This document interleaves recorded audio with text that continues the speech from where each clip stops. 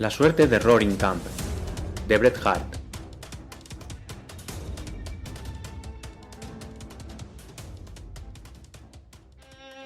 Roaring Camp estaba alborotado. No podía ser por una pelea, porque en 1850 eso no era novedad suficiente para reunir al poblado en pleno. No solo habían quedado vacías las zanjas y los yacimientos, también habían venido los parroquianos de la tienda de Tattle, quienes, como se recordará, el día en que French Pete y Kanaka Joe se mataron el uno al otro en la barra del salón grande, siguieron jugando y haciendo sus apuestas como si no pasara nada. Todo el mundo se congregó a la puerta de una rústica cabaña de las afueras. Hablaban en voz baja, pero se oía constantemente el nombre de una mujer, un nombre de sobra conocido en el campamento, Cherokee Sal. Quizás sea mejor decir de ella solo lo imprescindible. Era una mujer ruda, y se teme que muy pecadora. Pero a la sazón era la única que vivía en Roaring Camp, y yacía en trance perentorio, cuando más necesitaba la asistencia de otras de su sexo. Disoluta, abandonada e incorregible, sufría en terrible soledad un martirio que ya habría sido difícil de soportar, incluso arropada por la comprensión de otras mujeres. Había caído sobre ella la maldición primigenia en esa soledad inicial que debió de hacer tan terrible el castigo del pecado original. Tal vez fuera parte de la expiación de su pecado que en esos momentos, cuando más necesitaba la ternura intuitiva de los ciudadanos de su sexo, se viera rodeada únicamente de rostros casi desdeñosos, los de sus compañeros masculinos. Sin embargo, creo que a algunos los conmovía su sufrimiento. A Sandy Tipton le parecía muy duro para Sal, y, contemplando la situación de la mujer, dejó de pensar un momento en el as y las dos jotas que tenía en la manga. Como se verá, el acontecimiento era toda una novedad. La muerte formaba parte de la vida cotidiana de Roaring Camp, pero un nacimiento era una noticia insólita. Se había llegado a expulsar a gente del campamento de forma definitiva, sin posibilidad de volver. Sin embargo, aquel día, por primera vez, llegaba alguien ab initio. De ahí la expectación. «Entra ahí, Stampy», dijo un ciudadano prominente conocido con el nombre de Kentuck, dirigiéndose a uno de los jugadores. «Entra ahí, a ver si puedes hacer algo. Tú tienes experiencia en estas cosas». Tal vez la lección fuera acertada. Stampy había sido cabeza de familia putativo en 2 ocasiones. Lo cierto es que Roaring Camp, ciudad de refugiados, estaba obligado a aceptarlo entre los suyos por una informalidad de los trámites legales del permiso de residencia. A los demás les pareció bien la lección, y Stampy tuvo el buen juicio de aceptar el común acuerdo. La puerta se cerró tras el improvisado médico y comadrona, y Roaring Camp se sentó fuera a fumar en pipa y a aguardar acontecimientos. Había en total un centenar de hombres, más o menos. Un par de ellos eran auténticos fugitivos de la justicia, algunos eran delincuentes, todos eran temerarios. Físicamente no se les apreciaba señales del pasado ni del carácter. El más granuja tenía una cara digna de un Rafael y una abundante mata de pelo rubio. Oathurst, gran jugador, el aire melancólico y ensimismado de un Handler. El más valiente y con más sangre fría era un hombre de poco más de 1,5 metros de altura, voz suave y actitud cohibida y apocada. El calificativo de duros que se les aplicaba era más una distinción que un rasgo distintivo. Es posible que en el campamento faltaran algunos detalles menores, como dedos de manos y pies, orejas, etc., pero estas pequeñas omisiones no restaban fuerza al conjunto. Al más fuerte de todos le faltaban 3 dedos de la mano derecha, el tirador más certero era tuerto. Tales eran los hombres que se dispersaron por los alrededores de la cabaña. El campamento se hallaba en un valle triangular, entre 2 montes y un río. Solo tenía una salida, un camino empinado que llevaba a la cima del monte que se alzaba delante de la cabaña y que ahora iluminaba la luna. Desde el rudimentario jergón en el que yacía, la doliente mujer podría haberla visto subir por el cielo como un hilo de plata hasta perderse entre las estrellas. Una hoguera de ramas secas de pino favorecía el compañerismo. Poco a poco volvió a imponerse la frivolidad natural de Roaring Camp. Se hicieron apuestas libremente sobre qué sucedería. 3 a 5 a que Sal saldría de esta, e incluso a que el niño sobreviviría. Más apuestas sobre el sexo y el color del desconocido que estaba a punto de llegar. En medio de una enardecida discusión se oyó un clamor entre los que estaban más cerca de la puerta y todos aguzaron el oído. Un grito desgarrador, un quejido como jamás se había oído en el campamento, se sobrepuso al crujido de los pinos, a la corriente rápida del río y al crepitar de la hoguera. Los pinos callaron, el río se detuvo y el fuego dejó de crepitar. Parecía que la naturaleza también se hubiera puesto a escuchar. Se levantaron todos como un solo hombre.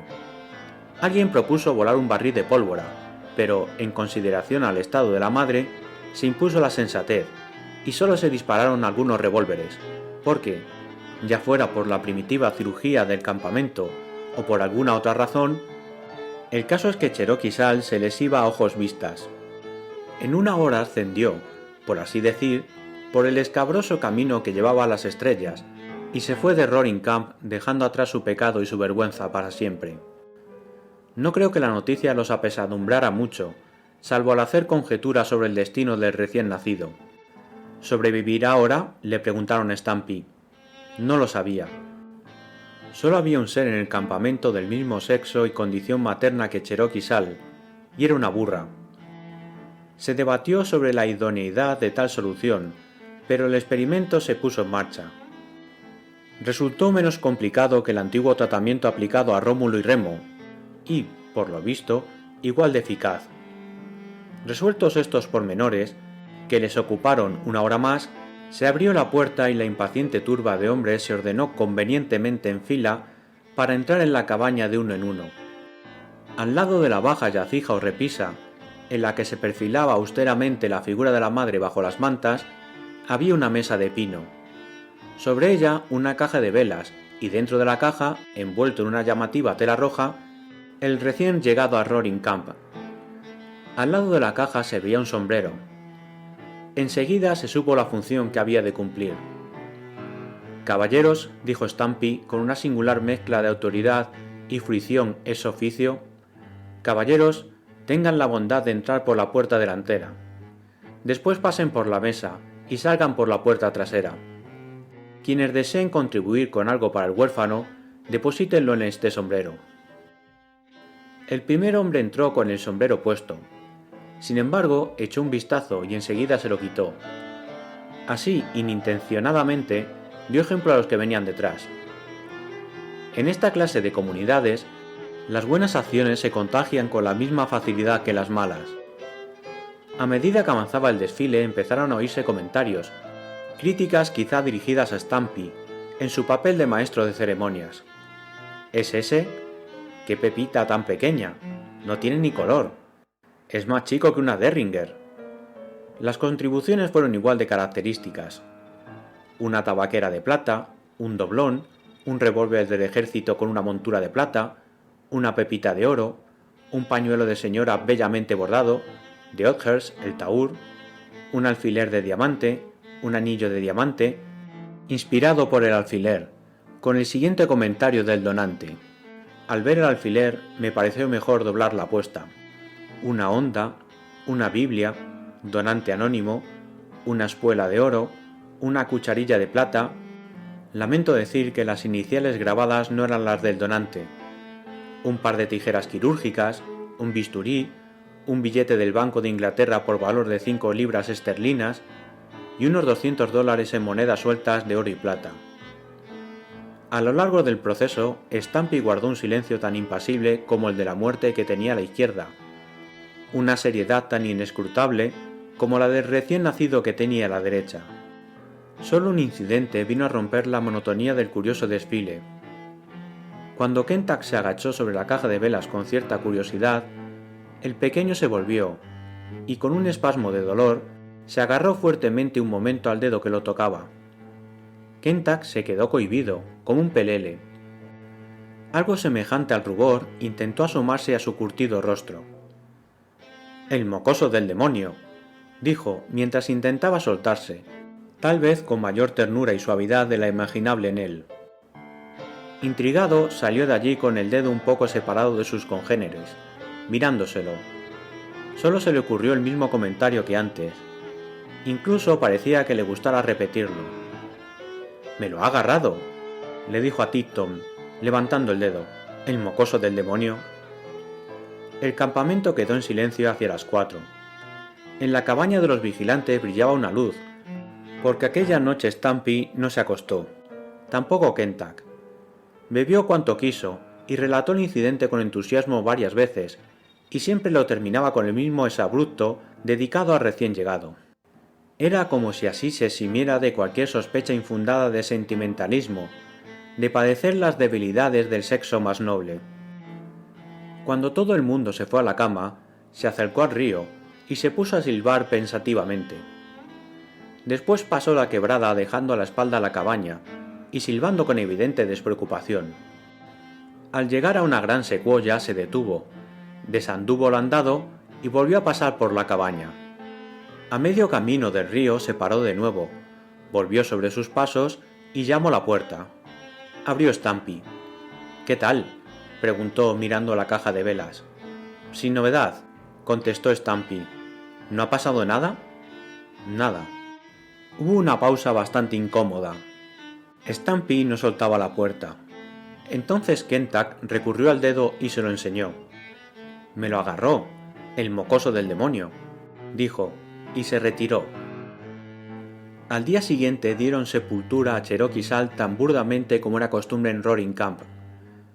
Después de entregar sus despojos a la falda de la montaña, se celebró una reunión formal para hablar de lo que había de hacerse con el pequeño. Resolvieron adoptarlo por unanimidad y con entusiasmo, pero al plantearse la forma y las posibilidades que tenían de cubrir sus necesidades, surgió inmediatamente una animada discusión. Insólitamente, en la discusión no participó ninguna de las belicosas personalidades del campamento, que siempre discutían por cualquier cosa. Tipton propuso mandar al chico a Red Dog, que se encontraba a más de 70 kilómetros, donde podría cuidarlo alguna mujer. Pero la desafortunada propuesta fue recibida con una oposición unánime y feroz. Era evidente que no estaban dispuestos a aceptar nada que significase separarse de la nueva adquisición. Además, dijo Tom Ryder, esos de Red Dog nos los querrían cambiar por alguien, nos cargarían con cualquier indeseable. En Roaring Camp creían firmemente en la falta de honradez de los demás campamentos, como en tantos otros. Traer una niñera tampoco era viable. Decían que ninguna mujer honesta aceptaría irse a vivir a Roaring Camp, y el que lo dijo añadió que no les interesaba que viniera nadie más de la otra clase. Por cruel que pueda parecer esta alusión tan grosera a la difunta madre, fue en realidad la primera manifestación de decoro, el primer síntoma de la regeneración del campamento. Stampy no decía nada. Tal vez le pareciera poco apropiado intervenir en la selección de un posible sucesor en el cargo. Pero cuando le preguntaron, afirmó rotundamente que Jimmy, el mamífero al que se aludió antes, y él podían arreglárselas para criar al niño. El plan les pareció original, independiente y heroico. Aceptaron a Stampy. Mandaron al correo a Sacramento a comprar algunas cosas. «Y ojo», advirtió el tesorero al correo al entregarle una bolsa de oro en polvo, «trae lo mejor que encuentres, encaje y esas cosas, puntillas, lazos, al carajo lo que cuesten». Curiosamente, el niño medró. Tal vez el clima vigorizante de las montañas compensó las deficiencias materiales. La naturaleza lo crió a sus generosos pechos. Es posible que hallara alimento y sustento en el raro ambiente del pie de la serranía, ese aire cargado de olores balsámicos, ese tónico etéreo que fortalece y entusiasma a un tiempo, o en la sutil química que transforma la leche de burra en calcio y fósforo. Stampy creía más bien que se debía a esto último, y a los buenos cuidados que le procuraba. «Yo y esa burra», decía, «somos tu padre y tu madre, así que ya sabes», añadía, dirigiéndose al indefenso bulto que tenía delante, «jamás te vuelvas contra nosotros». Cuando cumplió un mes se impuso la necesidad de ponerle un nombre. Hasta el momento lo habían llamado el chico, el niño de Stampy, el coyote, por su potente voz, y hasta el tierno apelativo que le había puesto Kentuck, el mocoso del demonio. Pero a nadie convencían estos nombres por imprecisos y poco convincentes, y finalmente los desecharon por uno de otro calibre. Los jugadores y los aventureros son por lo general supersticiosos, y un día Oathurst dijo que el niño había traído suerte a Roaring Camp, y era cierto que últimamente le sonreía la fortuna, y por eso lo llamaron Suerte, con Tommy delante, para mayor comodidad. No se hizo alusión alguna a la madre, y del padre nada se sabía. Más vale, dijo el filosófico Oathurst, hacer borrón y cuenta nueva. Llamémoslo Suerte y que empiece con buen pie. Consecuentemente se acordó un día para bautizarlo. El lector, que ya se habrá hecho una idea de la imprudente irreverencia de Roaring Camp, se imaginará lo que conllevaba este trámite. El maestro de ceremonias sería un tal Boston, notable guasón, por lo que la ceremonia prometía mucho entretenimiento. Este satírico ingenioso pasó 2 días preparando una parodia del servicio eclesiástico con las oportunas alusiones a asuntos locales. El coro ensayó lo preciso, y Sandy Tipton sería el padrino. La procesión partió hacia un bosquecillo cercano con música y bandoleras, y cuando el niño fue depositado en el altar de broma, Stampy se plantó ante la impaciente congregación. «Muchachos, no acostumbro a estropear la diversión a nadie», dijo el hombrecito con rotundidad, mirando al público, «pero me da la impresión de que esto no es lo que tiene que ser. Burlarse de este niñito, que no entiende nada, es jugar muy sucio. Y si ha de haber algún padrino por aquí, me gustaría saber quién se cree con más derecho que yo». Se hizo el silencio. En descargo de los humoristas, digamos que el primero que reconoció la injusticia del discurso fue el guasón, que se dejó de bromas al momento. «Pero», añadió enseguida Stampy, aprovechando la ventaja, «hemos venido a celebrar un bautizo, y es lo que vamos a hacer. Yo te bautizo con el nombre de Thomas Suerte, por las leyes de Estados Unidos, del estado de California y con la ayuda de Dios». Era la primera vez que se pronunciaba el divino nombre en el campamento sin que mediaran blasfemias. El bautismo resultó quizás más ridículo de lo que el guasón se había imaginado, pero curiosamente nadie lo vio y nadie se rió. Tommy recibió el bautismo con tanta seriedad como si se lo hubieran administrado bajo un techo cristiano, y lloró, y fue consolado como mandan los cánones. Y así comenzó el proceso de regeneración de Roaring Camp. El cambio sobrevino casi imperceptiblemente. La choza que asignaron a Tommy Suerte, o a la Suerte, como lo llamaban más a menudo, fue donde se notaron los primeros síntomas de mejoría. Siempre estaba escrupulosamente limpia y encarada. Después lo entablaron, la vistieron y la empapelaron.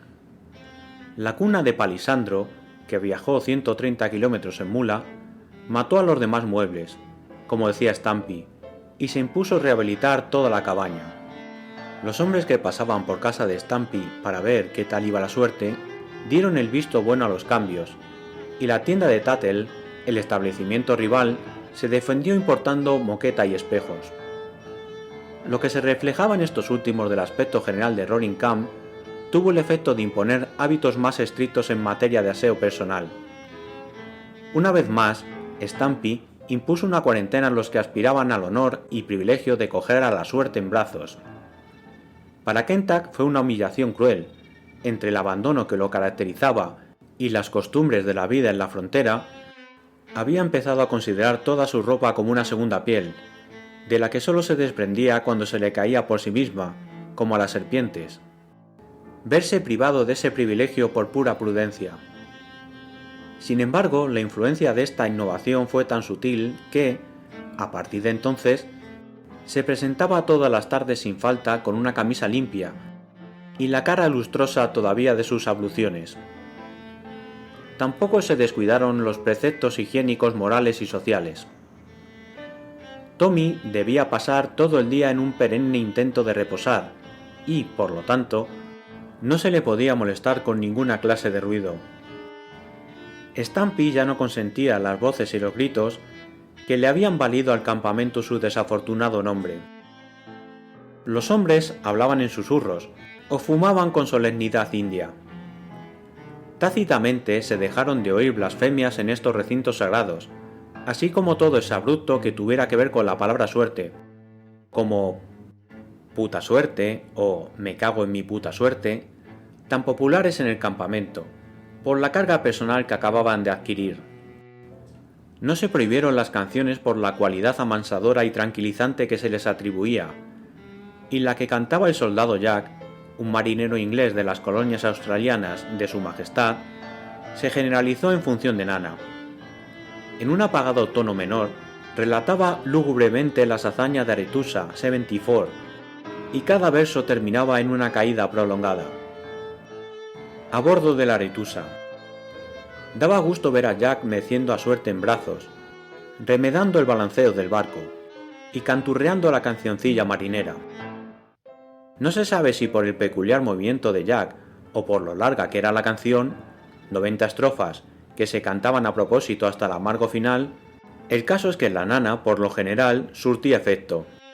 Entretanto, los hombres se tumbaban cuán largos eran al pie de los árboles, a la suave luz del ocaso estival, y fumaban en pipa mientras escuchaban los melodiosos versos. Una sensación imprecisa de que aquello era la felicidad pastoril impregnaba el campamento. «Estamos como en la gloria», dijo Simmons, el Kootenai, pensativamente apoyado en un codo. Le recordaba Greenwich. En los largos días de verano se llevaban a suerte a la quebrada de la que extraían el oro de Roaring Camp.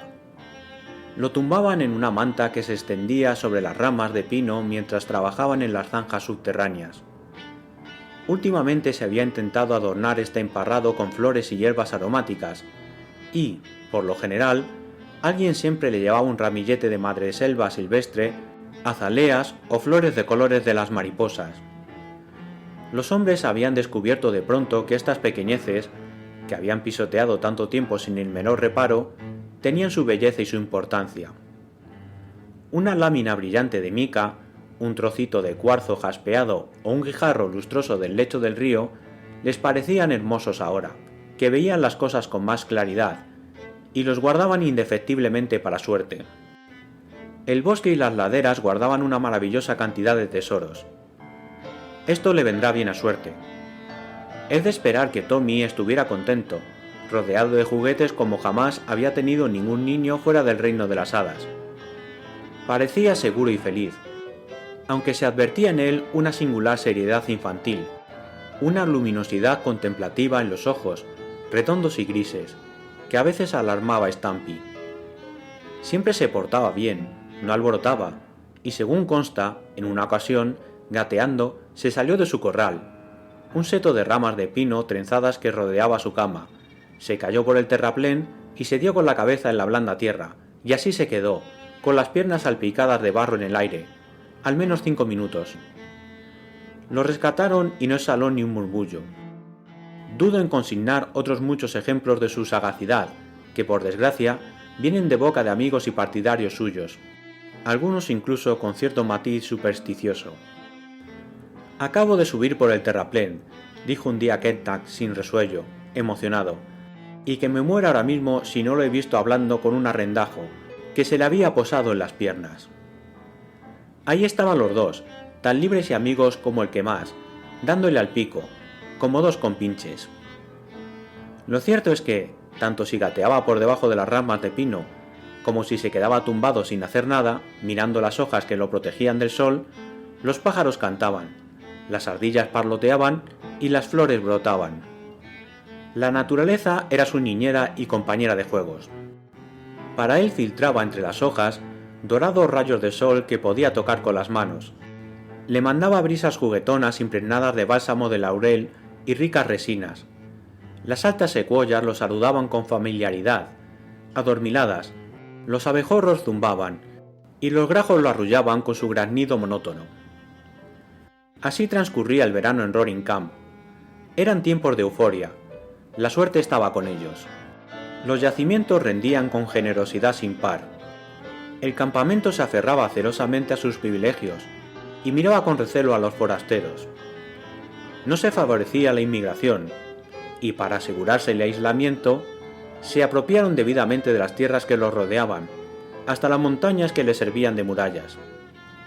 Entre esto y la fama de notable maestría con el revólver de la que gozaba Roaring Camp, nadie entraba en el poblado.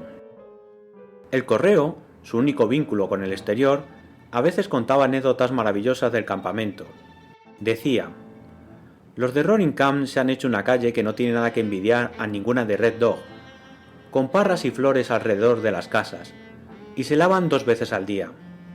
Pero no reciben bien a los forasteros y adoran a un niño indígena. Con la prosperidad llegó el deseo de mayores mejoras. Alguien propuso construir un hotel la primavera siguiente e invitar a un par de familias honradas a vivir allí, por el bien de suerte, que tal vez sacara provecho de la compañía femenina. El sacrificio de estos hombres al hacer semejante concesión al otro sexo, cuyas virtudes y utilidad consideraban con recalcitrante escepticismo, solo puede justificarse por el afecto que profesaban a Tommy. Pero algunos se negaron. El proyecto no podía iniciarse hasta 3 meses más tarde, y la minoría cedió por aburrimiento, con la esperanza de que sucediera algo que lo impidiera. Y sucedió. El invierno de 1851 dejó una huella profunda al pie de las montañas. La sierra soportaba una gran capa de nieve. Los riachuelos se convirtieron en ríos y los ríos en lagos. Todos los barrancos y quebradas se transformaron en tumultuosas corrientes de agua que bajaban de las montañas arrancando árboles gigantescos y sembrando el llano de desperdicios y desechos. Las aguas inundaron Red Dog 2 veces y Roaring Camp estaba sobre aviso. «El agua arrastra el oro a las quebradas», dijo Stampy. «Ya ha pasado una vez, y volverá a pasar». Aquella noche el Norfolk se desbordó de repente y anegó el valle triangular de Roaring Camp. Entre la confusión de la avenida del agua, los árboles que arrastraba, los maderos crujientes y la oscuridad que parecía acompañar el desastre y envolver el hermoso valle, poco se pudo hacer para recoger el disperso campamento. Al rayar el alba, la cabaña de Stampy, que estaba más cerca del río, había desaparecido. Quebrada arriba, hallaron el cadáver del infortunado propietario, pero el orgullo, la esperanza, la alegría, la suerte de Roaring Camp había desaparecido. Volvían con gran pesadumbre cuando una voz los llamó desde la otra orilla. Era un bote salvavidas procedente de río abajo. Decían que habían recogido a un hombre y un niño pequeño prácticamente exhaustos unos 3 kilómetros más abajo. Les preguntaron si los conocían y si eran de ese campamento. Al primer vistazo enseguida conocieron a Kentuck, allí tirado, cruelmente magullado y arañado, pero todavía con la suerte de Roaring Camp en brazos. Se inclinaron sobre la dispar pareja y vieron que el niño estaba frío, que no tenía pulso. «Ha muerto», dijo uno. Kentuck abrió los ojos. «¿Muerto?», dijo débilmente. «Sí, amigo mío. Y este, que lo es, también agoniza». Una sonrisa le iluminó el rostro. «Me muero», repitió, «y me lleva con él. Díselo a los muchachos. Diles que ahora la suerte está conmigo». Y aquel hombre tan fuerte, agarrándose al niñito como dicen que se agarra un náufrago a una paja, se dejó arrastrar por la oscura corriente que fluye sin descanso hasta el mar ignoto.